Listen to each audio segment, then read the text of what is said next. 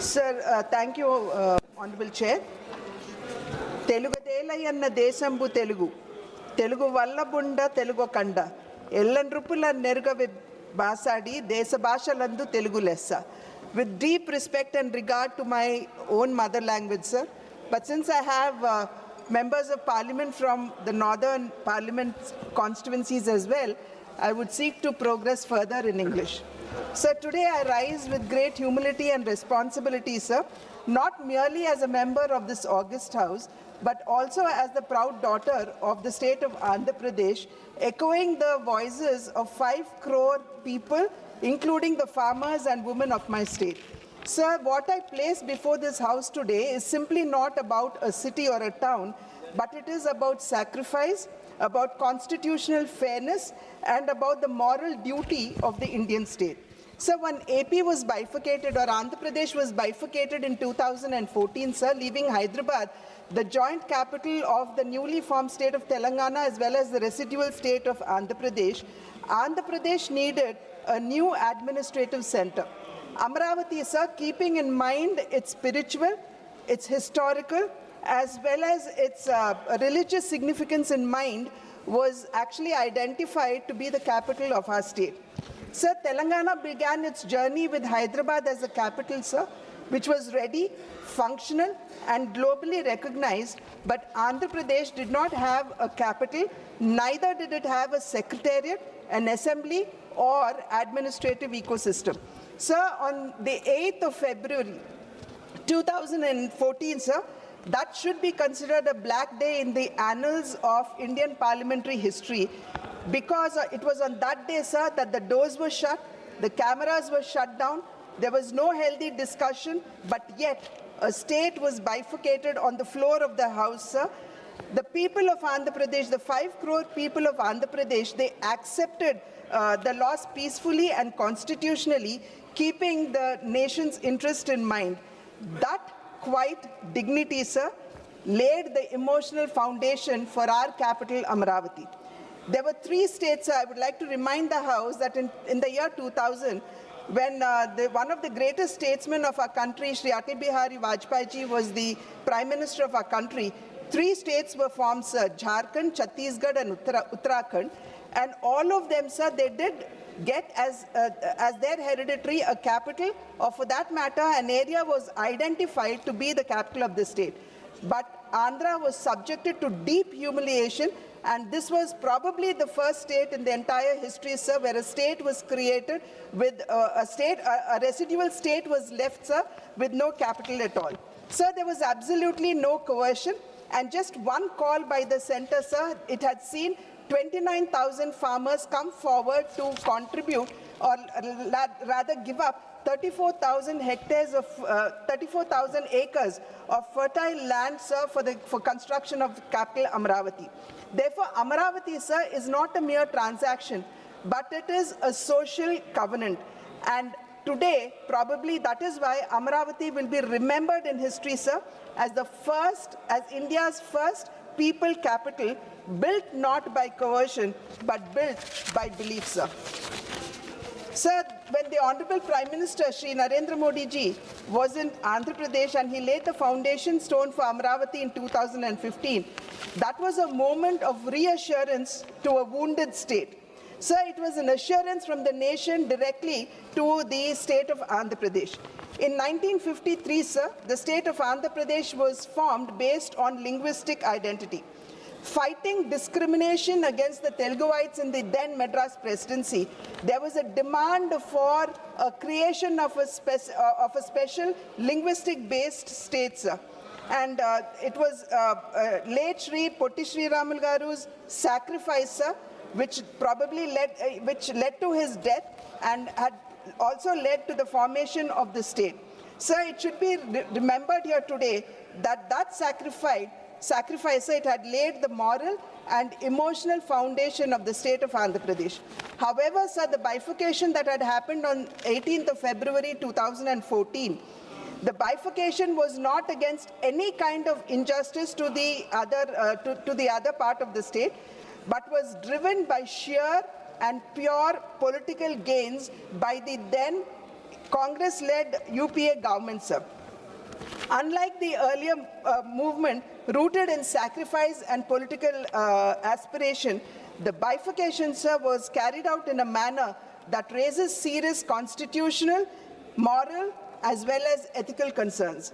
Sir, between the years 2019 to 2024, Andhra Pradesh had seen a period of deep uncertainty regarding the capital, sir, which was the result of the absolute thoughtless and mindless decision of multi-capitals taken by the then YSRCP government.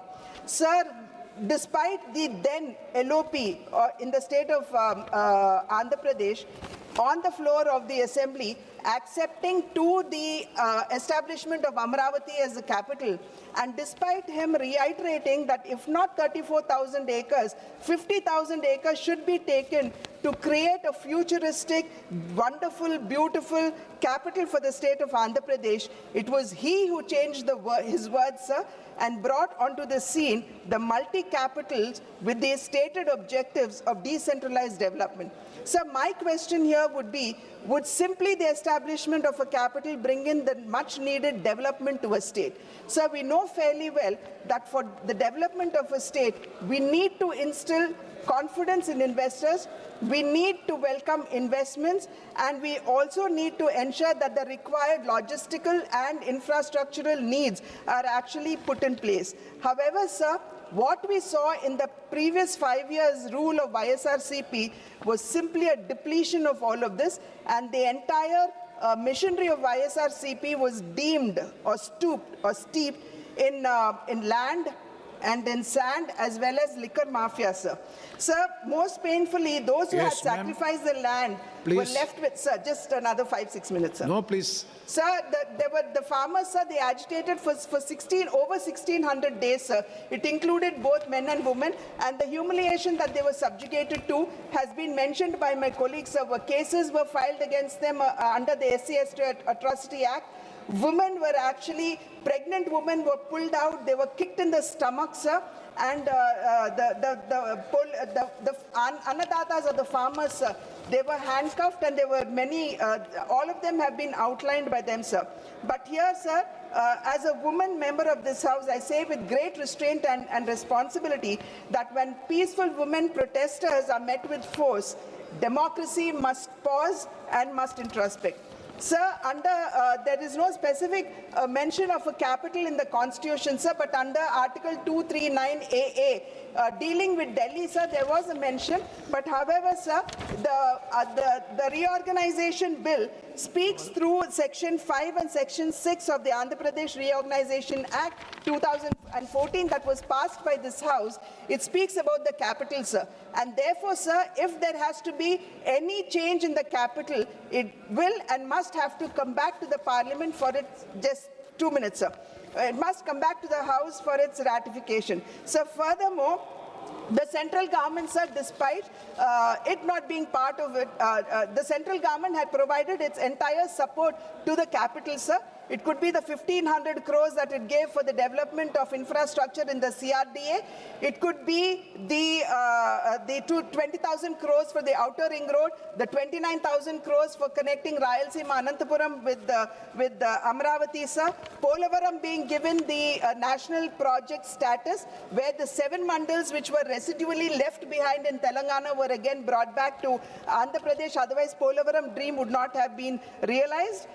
It could also be the support, sir. I was listening to Manikam Thakurji, and he was mentioning that there's no support being given to the capital Amaravati. So may I remind my honorable colleagues, sir, that through HUDCO, 11,400 crores have been given, and again, along with the World Bank, the center has also given 15,000 crores for the capital, sir. Special category status was never made part of the bill, even by the UPA government at that point of a time. But the present government, sir, the NDA government at the center, has been giving its full support, sir. Sir, in conclusion, since paucity of time, you've been reminding me that my time is over. Sir, Andhra Pradesh, sir, today is,